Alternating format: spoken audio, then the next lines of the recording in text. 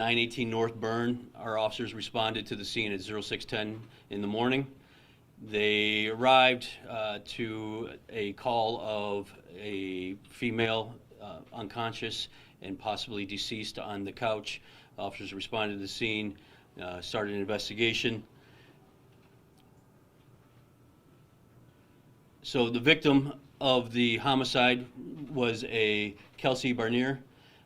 As you can see, she was 29 years old. She lived at 918 North Burn there.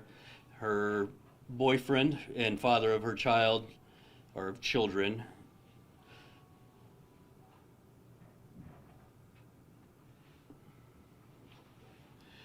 was Albert Alderman. He's the one that called 911. There is a history of domestic violence reports between these two, sometimes actually from both sides reporting it. The officers on the scene initially found no trauma to the body. Discussions at the scene, including other family members, indicated that Kelsey has been known to drink in excess, and a lot of times have been found on the couch like that, passed out in the past. So based on all the information that was received at the scene, the nature of the scene and what it looked like, the officers and the detectives did not make any arrests at that time. Report was filled out, and we were awaiting results from an autopsy. Luckily for us that day, we had we had someone from the coroner's office working that day, so they went ahead and did an autopsy, and it was discovered that Kelsey's neck was actually crushed, and they were going to rule it a homicide. So this kind of kicked off a chain of events for our officers. Our detective bureau contacted our SWAT officers, advised of the pending warrants for murder, and started to try to get set up on Albert and see if we could find his location. During that time, he was calling down to our detective bureau asking to come in. We tried to get him to come in, but eventually he decided he was not going to come in.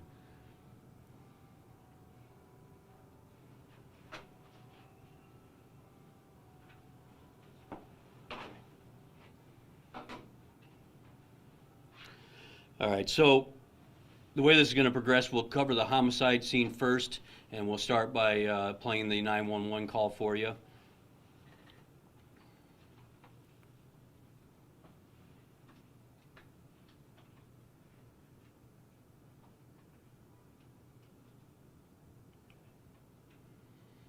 Where's your emergency? I mean, this is 911 North Burn Road. 911 North Burn? Yes, my girlfriend's not breathing. I think she's dead. Okay, is this a Burnport Apartments? No, it's a house. 911 North Burn? Yes. Okay, what unit are you in? What do you mean? 911 North Burn is Burnport Apartments. No. Or 918 North Burn Road. Okay. Okay, 918. Yes. 918 North Burn, there we go. Okay, in Toledo between Avondale and Inverness? Yes, please, hurry. She's already turning blue. This happened.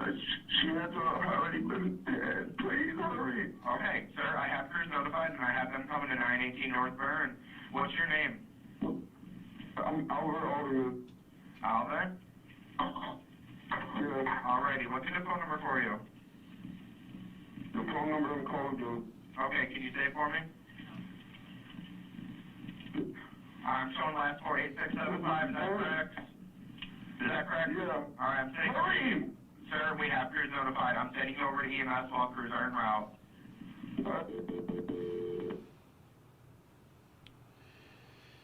Okay, so as I said before, that kind of kicked off the chain of events for the day. Eventually, our SWAT officers were sitting up on his address at 918. Mr. Alderman comes out of the house, and officers were prepared to take him down in the driveway of that location. Unfortunately, at the same time, Grandma was bringing out the kids and loading them into another vehicle. So in order to prevent any type of crossfire interference or danger to the kids and to the other family members, Mr. Alderman was able to get into his car and drive away. Our officers then get in behind him in the 3700 block of Dorr Street and make a traffic stop. Initially, he pulls over. Officers are giving him commands. They're doing a felony stop. He decides he's not going to stop, and he gets in his car and he drives off. Leads us on a relatively short pursuit through the down door around Sleepy Hollow, back out and into the neighborhood. Eventually, he stops at Secor and Avondale, and that's where our officers engage him after he gets out of his vehicle with a weapon and points it at our officers. So as we go through here, we'll just go ahead and talk about the involved officers. Officer number 1 is Sergeant Robert Reed. As you can see, he's a 35-year-old white male, hired in 2013. He was working as a SWAT officer and the SWAT sergeant by himself in the car. He has no active discipline. Second officer is Officer Aaron Manders, and he's a 33-year-old white male, hired in 2018. He was working a 2-man unit in our SWAT unit, and he has no active discipline. Officer number 3 is Zach Carroll, 29-year-old white male. He was hired in 2016. He was working a 2-man unit in SWAT as well. He does have a 1 reprimand for reporting for court. And our final involved officer in this is Officer Carl Grady, 29-year-old white male, hired in 2018, and he was part of the 2-man unit with Officer Carroll. Clear, open. Council. You go ahead. So right now we're going to play you the radio traffic from the pursuit, and just kind of give you guys an overview of how it sounded and what we're looking at. Clear, open. Council open. 1190, we're in pursuit of a murder suspect. We are going to be westbound door. Oh, going back eastbound. Eastbound door at where? Stand by. We just turned southbound through this neighborhood here. Sleepy Hollow Park. It's going to be Sleepy Hollow Park. Keep you updated. All right, air's closed, Sleepy Hollow Park. I need to. We'll call it out. We're still going through Sleepy Hollow Park. I got. Still Still north on Richards. north on Richard. Coming up the door. Looks like it's going to go inbound door. Inbound door, eastbound. Eastbound door. It's going to be a gold Dodge Journey.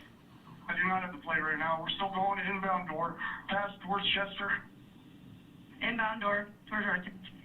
Gold Journey.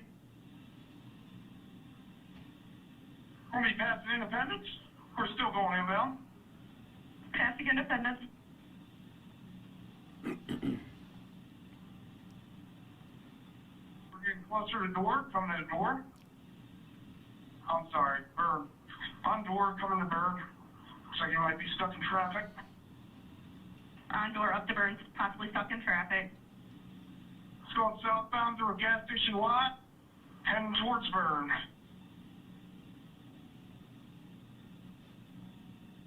We're on Burn right now. We're going southbound Burn. He did pop out at 918 Burn, so he might be going home, but he's southbound Burn. Southbound.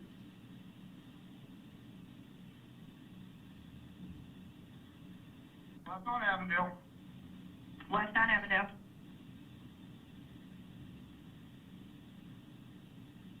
Shots fired. He's got a gun pointed at us. Shots fired.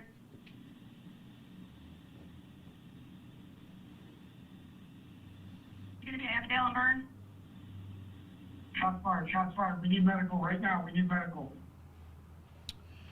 Okay, so eventually he stops there at Secor and Avondale, and so we're going to do something here a little bit different. We're going to try to piece together from the pursuit into the final shooting, but there's kind of we've kind of integrated officer's body camera and our dash camera, and what we're going to do is just to try to give you a perspective of how it happened and how the officers are viewing it and what they're seeing at that time. So everybody will have a complete version of all the video, but just so you know, we also started the video a second or two before the last one ended too, just so we can make sure that you guys understand that it's a continuous action, that there's no broken video here. But it's just a way to try to give it a different perspective of what happened. So the first thing here is we're going to show the vehicle dash cam. That's going to start with the traffic stop and lead you through the pursuit to where the suspect gets out of his vehicle.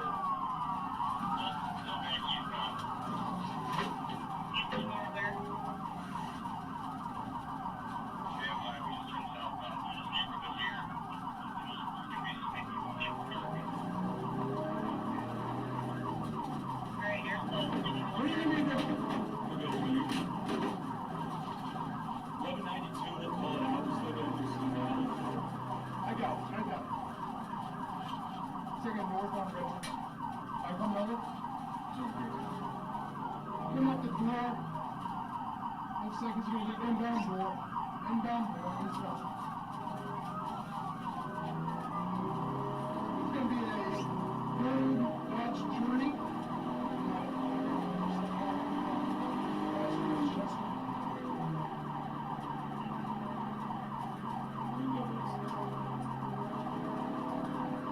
Past Independence. We're still walking down.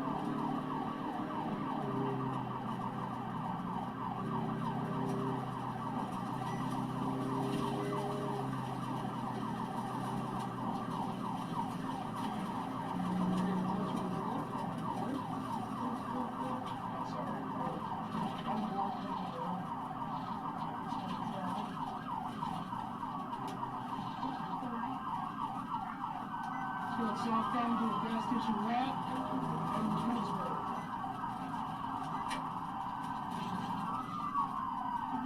On the burn right now, we're going southbound burn. He did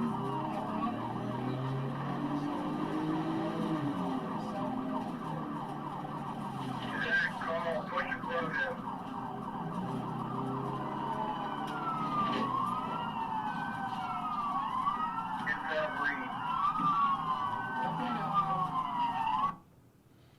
Okay, so we're going to stop the video here, and then we'll give you a quick still here as well. So as you can see, he is pointing a weapon out the vehicle at this time. It's starting to turn back towards the officers pursuing him.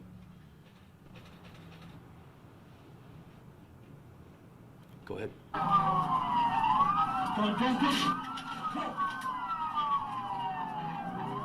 See, shots fired, he's got to go. Shots fired, he's got to go. He's blue at us. Where are you going? Okay.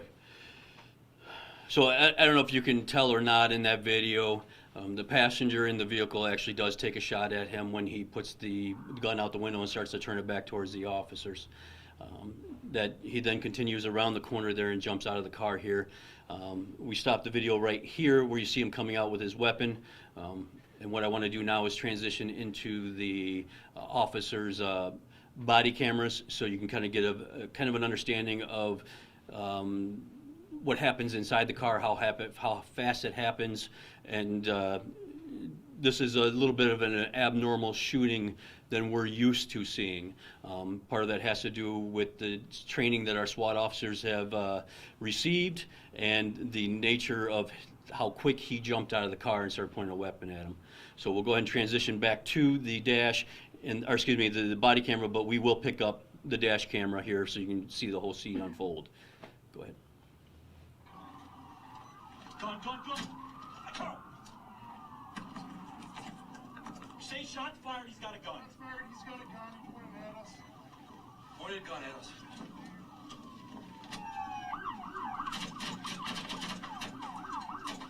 Okay.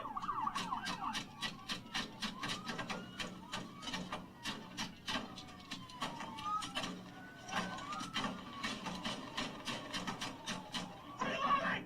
Drop it! Drop it! We got shots fired. Okay, so it's rather unusual for us to shoot from inside our vehicles.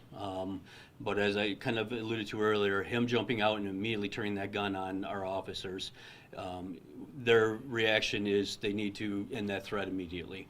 And taking the time to exit their vehicle, if his intent is to shoot our officers, would give him that drop on us, enough time that it could eventually end in an officer being shot. So part of the SWAT's training, they do a lot of training from vehicles, tactically shooting from vehicles, so they employed that training here. As we talked about, this is not your normal stop, this is not our normal takedown. This was kind of a specialized operations from the very beginning, knowing that he was could be armed because some of the previous domestic violences referenced weapons that he has, knowing that he just committed a homicide and refused to turn himself in. So our officers were prepared for that takedown. So you see a lot of them are already in their heavy vests, their helmets, even some of them are wearing their hearing protection / radios inside their helmets there. Unfortunately, not everybody had hearing protection on because that is one of the injuries that's been sustained from some of the officers from shooting from such that enclosed space in the level of the gunshots. So initially, first glance, and I know there's been some audio that's been released by the neighbors, it sounds like a long time, a lot of shooting, right? So when we transition back to the dash camera here, you'll understand why. So let's go ahead and play that view. Go. Say shots fired, he's got a gun. Shots fired, he's got a gun, he pointed at us. Where are you going?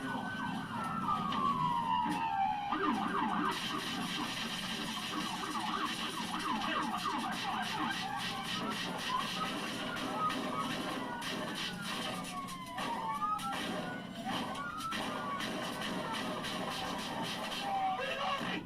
Drop it! Drop it! We got shots fired. Hey, reload! I got cover! I got cover too, left side, cover left side!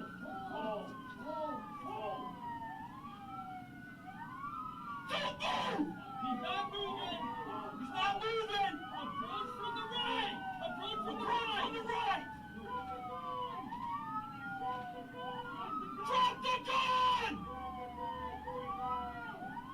gun!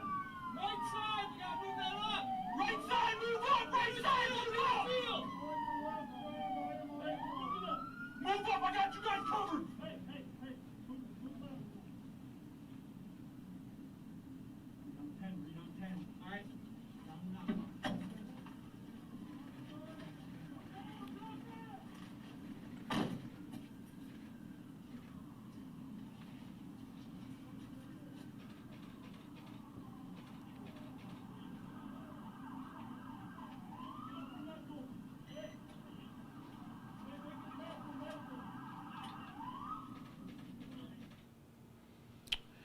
Okay, so as you saw, not only when he went down the first time, he got back up and tried to re-aggress our officers by pointing the weapon at him and even trying to walk towards him.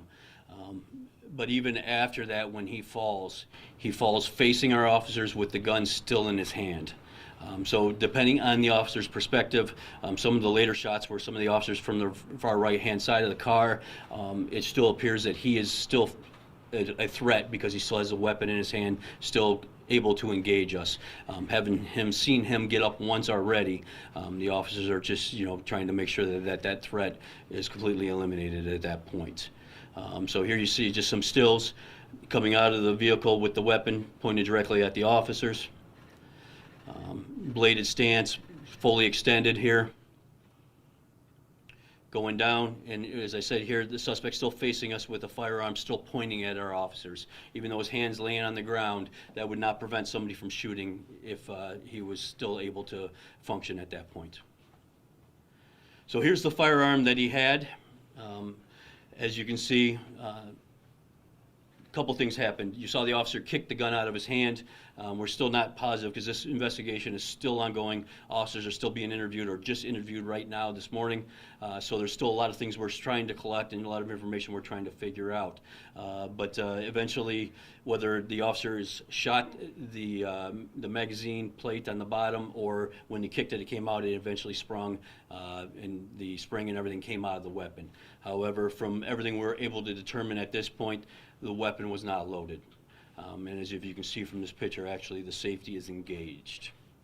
So not knowing for sure whether he knew that or not, I can't tell you that. I will tell you that a family member that has been interviewed said his intention was to do suicide by cop. So he told them that when he left the house that that's what was going to happen. So we just he does have that history of domestic violence. We kind of checked into his history. He was a non-qualified adult, which means that he was not eligible to carry a weapon. So that is kind of the presentation at this point. I will take your guys' questions and see what kind of information I can provide you. Could we start on that firearm? You said he wasn't allowed to have it. Are you going to be able to trace back to see where it came from? We do. We trace every firearm we seize and collect, so we will trace back to see where it came from. But nothing yet? I do not have an ATF trace report back yet. So it looked like when he pulls the firearm out the first time in the window, does he fire a shot? So we don't believe so. So it did look like that. So we've analyzed this video a bunch of times because there's several different times where he actually looks like he's trying to fire because you see the weapon move. So that's why I say I can't tell for sure if he knew that the weapon was unsafe still or not loaded, because it does appear that he is, from the jerking of his hand, that he's trying to pull the trigger. However, I cannot confirm that, but that's just by analyzing the videos that we're seeing. But we do not believe that there was any shots fired at this point from him. Are you saying there was no clip in the gun at all? No, there was a magazine in the gun, but when the officers, either the officer shot the bottom plate of the weapon off, or when they kicked it, it sprung it. So the plate came off and everything emptied out of the weapon, but we were unable to recover any live rounds at the scene or casings from him. Chief, so is there evidence that at any point the suspect fired? No, there's no evidence that right now, in this early part of the investigation, that he fired. We're still looking and analyzing everything, but at this time, it does not look like he fired at us. So I want to back up to the grandma taking the kids away. At that point, did they know that he was going to try to do this? That I don't know for sure. I know one of the family members was interviewed and said that he was going to do suicide by cop. I can't tell you which family member that is right now. Okay. Chief, could you specify where in the house does the investigation think the children were at the time, first at the time when the supposed strangulation occurred, and then at the time when just before the grandma took them out? Were they inside, or did they? Yeah, so I don't know how many of the kids were inside. I know some of the kids were in there, but where they were when it happened, I have no idea of that. You're saying when it happened. First, are we talking about when the strangulation when the occurred? strangulation happened? I have no idea where the kids might have been. I know when our officers were on scene, at least one of the kids was on scene that talked about the fact that that this is not an unusual occurrence. Okay, and when the grandma who was taking the kids out, they out of the house, right? Not just out in front of the house, or she didn't bring the kids there. The kids were in the house. She was taking them from the house. That's correct. 3 of them, correct? I can't answer that actually. So I know that there was a couple of the kids that she was taking out. I don't know if it was all 3 or not. So it's unknown is it known or unknown if the children had actually witnessed the supposed strangulation? That is unknown at this time. Where are the kids now? Whom are they with? I actually don't have that information. I would assume they're with grandma at this point.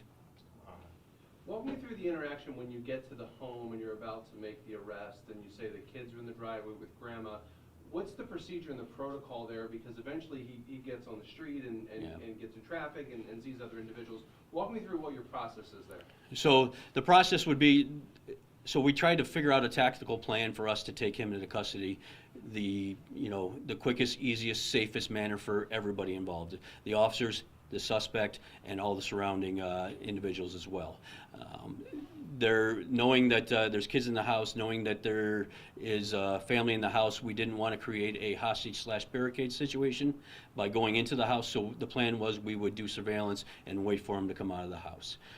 Unfortunately, the timing of the grandma leaving with the kids prevented us from doing a takedown in the driveway like we wanted to. That allowed him to leave first and get onto the street. I thought I heard the officers right kind of as you got into the neighborhood there that they said shots fired. Yes.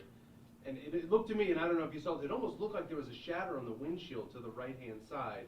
Did something shatter the windshield? Yes. So as I pointed out, the officer, the passenger in the vehicle, fired from the vehicle into when he pointed the gun back at the officers. So that's the officer's That's the shot. officer's shot from inside the vehicle. Through the window.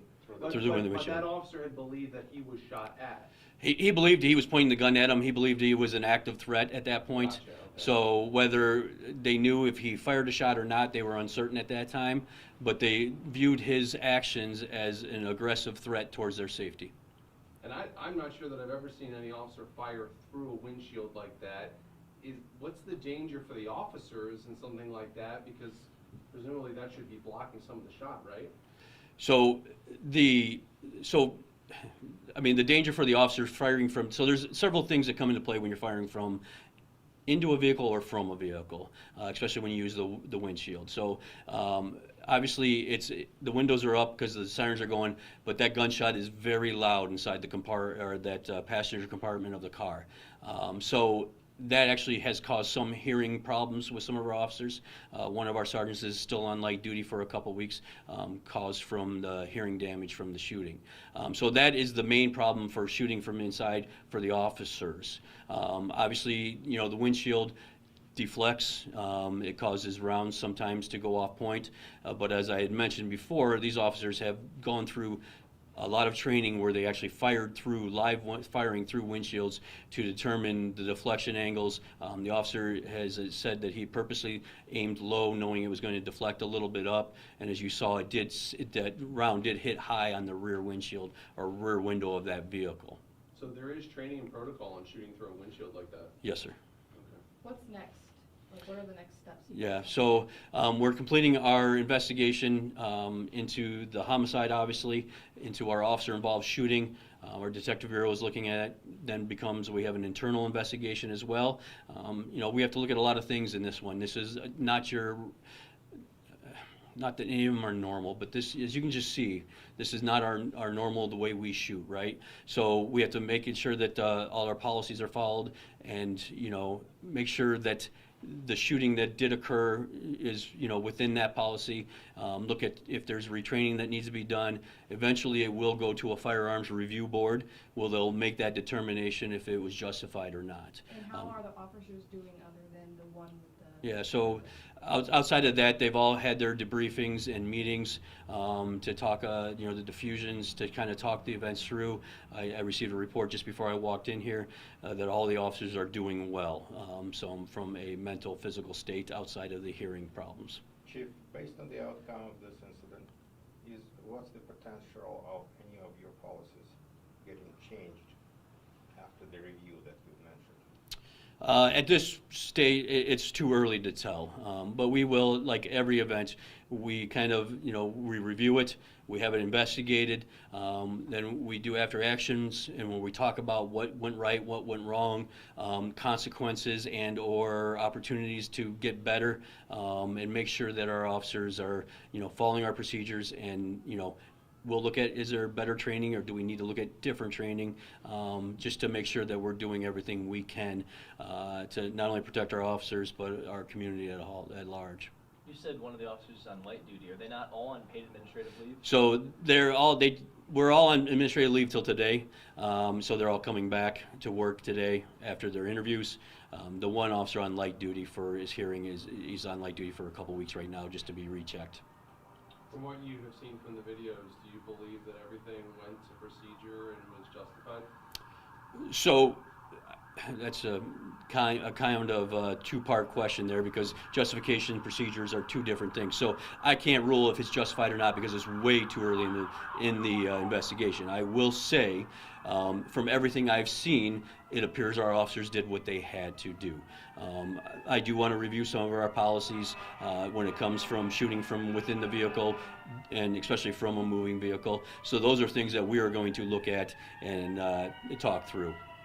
Have we found any additional evidence that shows that Alderman was directly responsible for this choking? I mean, I know that everything seems to point to that, but have there been any fingerprints, anything else that makes it explicitly clear? There are some statements that were made that will link him to it. So we're at this point as much as sure as we can be that he's responsible for that homicide. Chief, according to your first news release, the officers and the coroner, someone from the coroner's office who were at the scene responding to the 911 call by the suspect, when they got there, they reported no signs of no visible signs on the body. With that in mind, and later it was ruled by the coroner's office as a strangulation. I'm sorry to be going to those details, but how does the investigation think the strangulation occurred? By what means and how?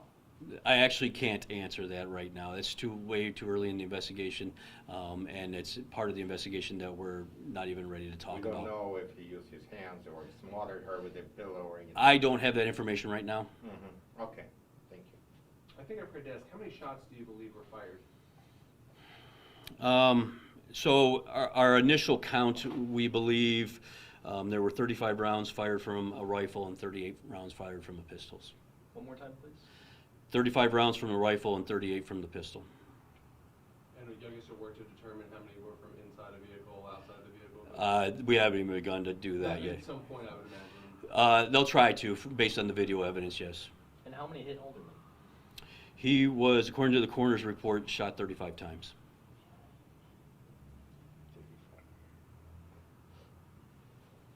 Anything else? All right, well, thank you, guys.